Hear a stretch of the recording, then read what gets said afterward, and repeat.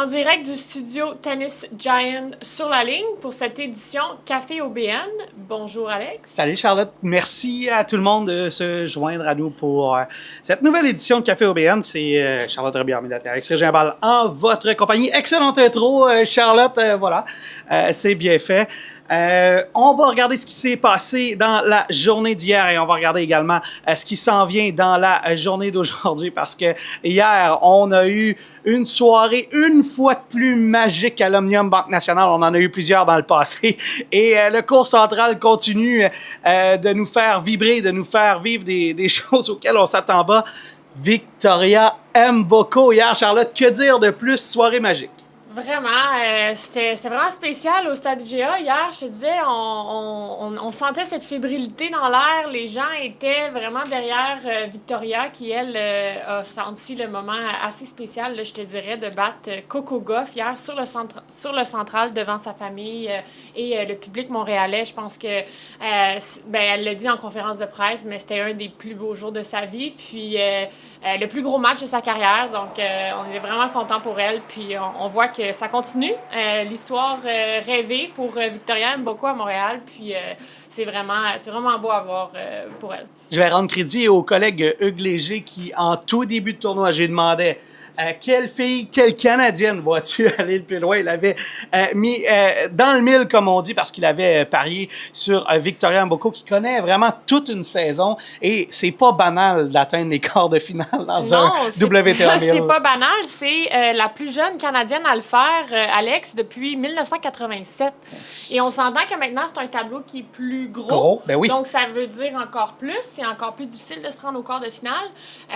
Donc, puis, en fait, il n'y a jamais de Canadienne qui a battu la favorite du tournoi ici à l'Omnium Banque Nationale dans toute l'histoire. Donc, c'est une première pour Victoria qui bat la deuxième au monde, qui vient juste de gagner Roland-Garros. Vraiment, elle a 18 ans, elle est impressionnante. Toute cette maturité, ce calme, elle est vraiment en contrôle de son match, de ses émotions, puis de gérer une pression énorme comme ça, de jouer devant ses siens. C'est vraiment toujours plus difficile. On sait qu'il y a des attentes, on veut toujours bien faire. Elle m'impressionne vraiment. Ben, il y a de quoi être impressionné. On va revenir un peu sur ton analyse du match parce que je suis sûr que tu as eu la chance de voir quelques coups, mais c'est intéressant ce que tu dis, le tableau un peu plus gros, parce que ça m'avait même pas traversé l'esprit. Fait que, dans le contexte, c'est une des plus grandes performances canadiennes déjà à l'Omnium Banque Nationale, peut-être mis à part le titre de Bianca Andreescu il y a quelques années. On peut pas l'oublier. Non, c'est une des plus grandes victoires de l'histoire du Canada contre Serena Williams en plus, là.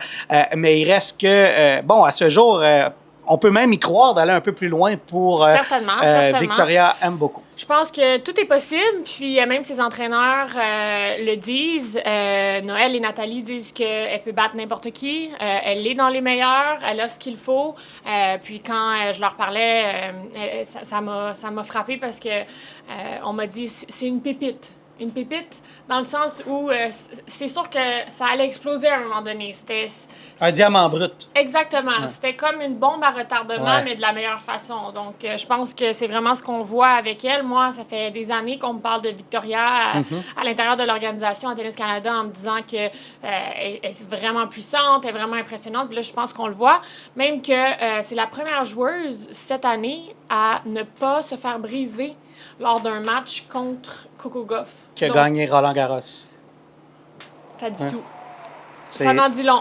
Je pense qu'à 18 ans, elle peut être vraiment fière de ce qu'elle a accompli déjà. Puis moi, je crois en ses chances de continuer. On l'a vu, Bianca, comme tu as dit, qui avait gagné le tournoi. Elle avait 19 ans. On est dans les mêmes eaux, je te dirais. Mais je pense qu'elle peut continuer d'avancer. Puis elle peut croire en ses chances. Elle n'a jamais joué sa prochaine adversaire, Boussas, mais...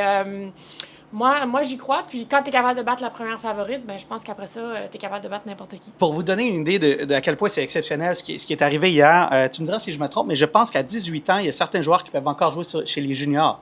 Ben oui. Alors, tu peux être d'âge junior à 18 ans et elle est dans les quarts de finale d'un des plus grands tournois au monde professionnel et elle vient de battre une des meilleures joueuses au monde.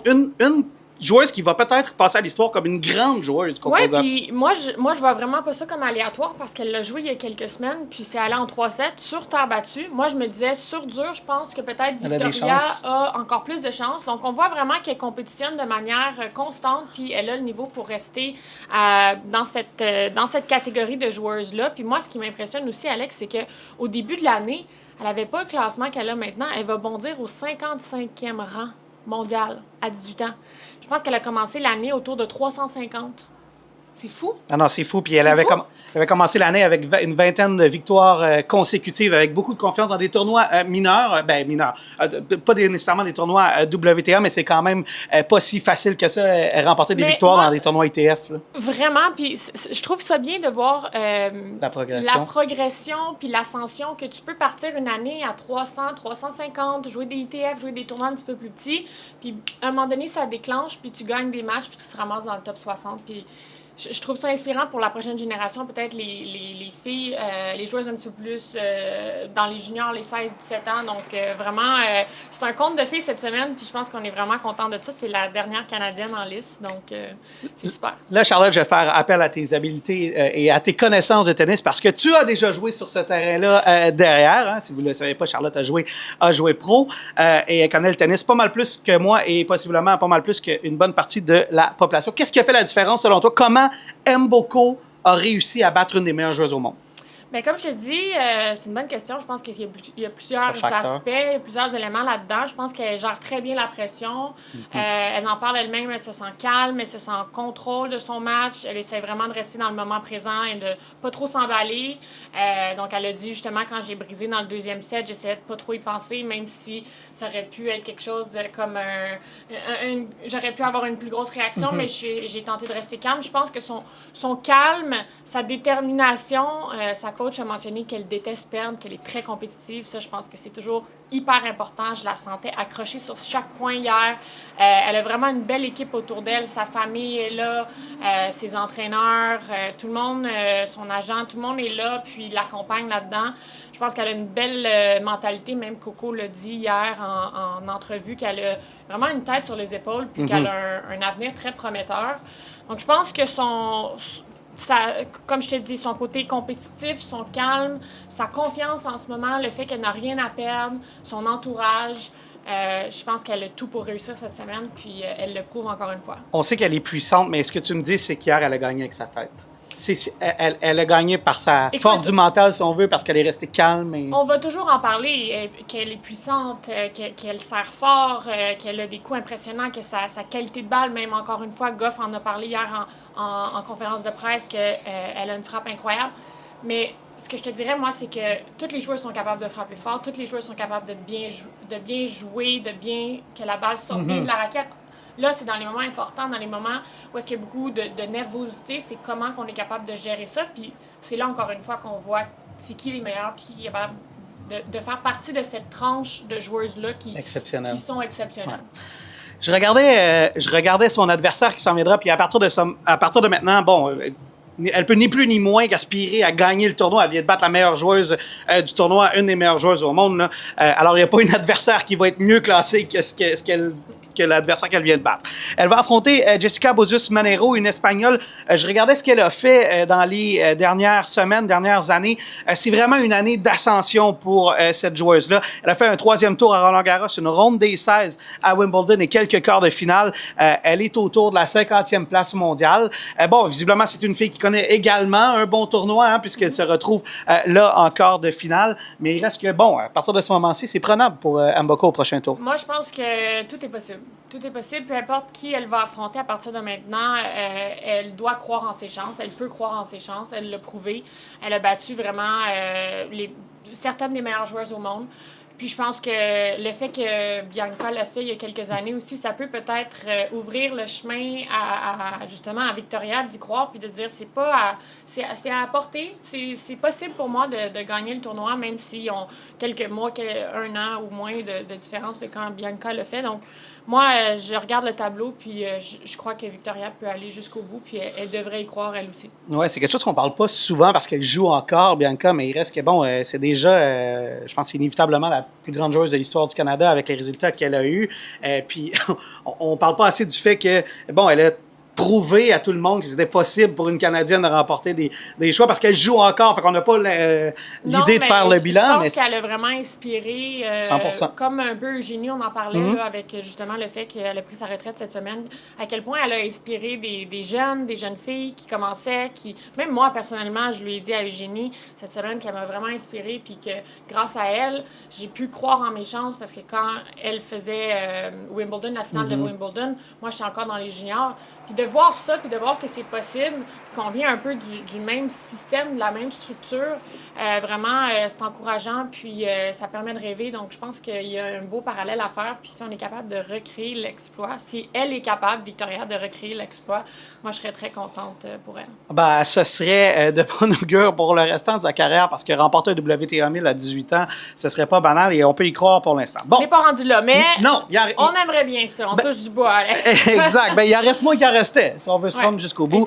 Parlant de joueuses restantes, il reste encore quand même des championnes de Grand Chelem dans le tournoi. Il reste Rybakina. Il y a Madison Keys qui est derrière qui est sur le terrain derrière nous au moment où on enregistre.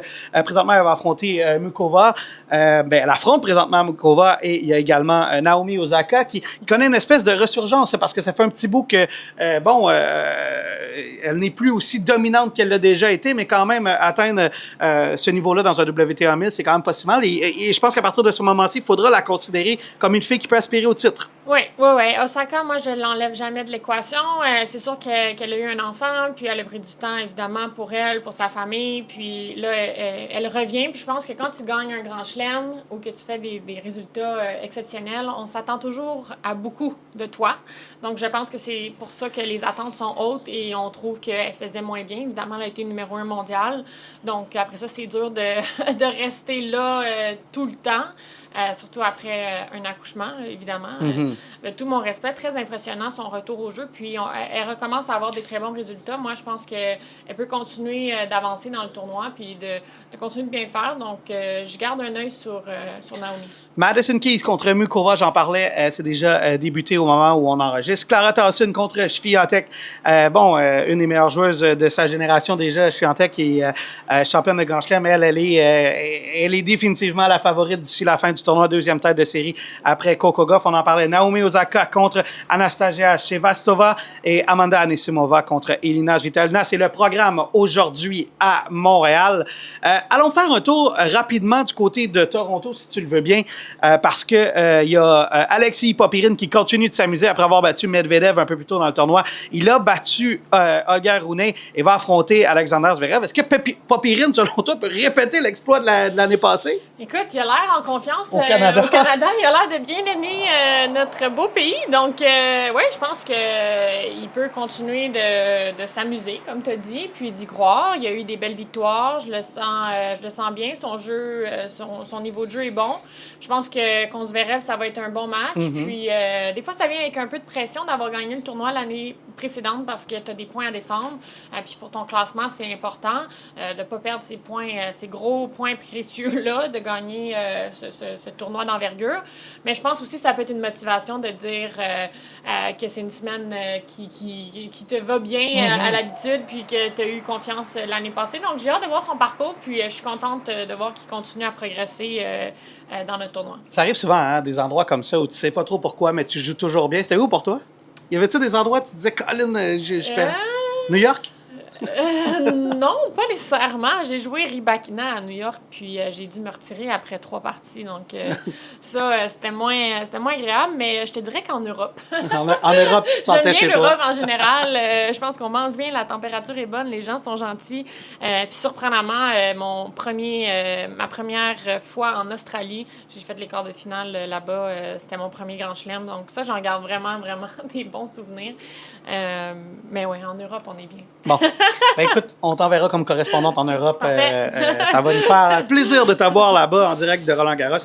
Domination des Américains du côté de Toronto également. Il reste encore beaucoup d'Américains. Tiafoe va affronter Alex de Minaur. C'est tout un match là, parce que Tiafoe, toujours un joueur spectaculaire de Minaur, est sur une bonne séquence. Là, vient de gagner Washington.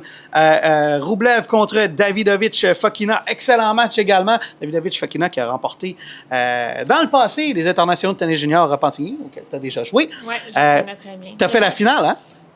Oui, contre Bianca. Contre Bianca et Bianca avait gagné.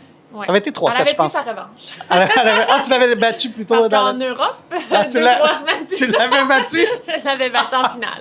Bon, félicitations à vous deux pour ces beaux parcours dans ce temps-là. Et Jiří Lehečka va affronter Taylor Fritz. Est-ce que tu vois est-ce que tu penses que ce tournoi-là appartient aux Américains? Est-ce qu'un Tiafoe, un Taylor Fritz qui joue très bien pourrait remporter ce tournoi-là? C'est difficile à dire. Alex, j'ai été tellement occupée cette semaine à Montréal que j'ai pas vraiment eu le temps de regarder des matchs complets. Donc, c'est difficile pour moi d'analyser qui joue bien puis de faire une prédiction. Mais c'est sûr que les Canadiens, les Américains et les Américaines, ça va bien pour eux ces temps-ci. On en parle souvent, qui ont quand même beaucoup de joueurs, puis ça perce dans les tournois. Donc, avec Shelton, Tiafoe, Fritz, c'est certain qu'on ne peut pas les enlever de l'équation. Shelton qui joue de mieux en mieux puis qui a des résultats vraiment impressionnants dans les derniers mois. Donc, je dirais, probablement que les Américains... Il y en a trois. Il y en a trois c'est difficile de encore. dire que les trois ne vont pas continuer. D'après moi, il va peut-être avoir un Américain qui va se rendre loin dans le tournoi. En même temps, je suis d'accord avec toi. De toute façon, même si tu avais mis 100% de ton attention sur Toronto, ce qui n'est pas le cas, mais ça reste quand même difficile à prédire quand tu regardes la qualité de joueurs qui restent dans le tableau. Là, c'est bon signe. C'est un bon problème de ne pas être capable de savoir parce que la compétition est forte. Puis c'est la même chose, je pense, ici à Montréal aussi, du côté des filles. Je regarde le tableau. Puis je pense qu'on a des bonnes joueuses, des bons noms qui sont encore en liste. Donc, j'ai hâte de voir ce que ça va donner. Programme à l'horaire. Du côté de Toronto, Frances Tiafoe est présentement sur le terrain contre Alex de Minaur à Toronto. On aura également Andrei Rublev contre Davidovich Fokina. Flavio Cobolli, qui a eu le meilleur sur un Canadien, va affronter Ben Shelton et Jiří Lehečka va affronter Taylor Fritz. C'est le programme de la journée du côté de la Ville-Reine à Toronto. Et sur ça, c'est ce qui complète cette édition de Café OBN. Merci beaucoup, Charlotte. Et comme c'est la tradition, je vais te donner le mot de la fin. Merci à toi. Bon tennis, tout le monde.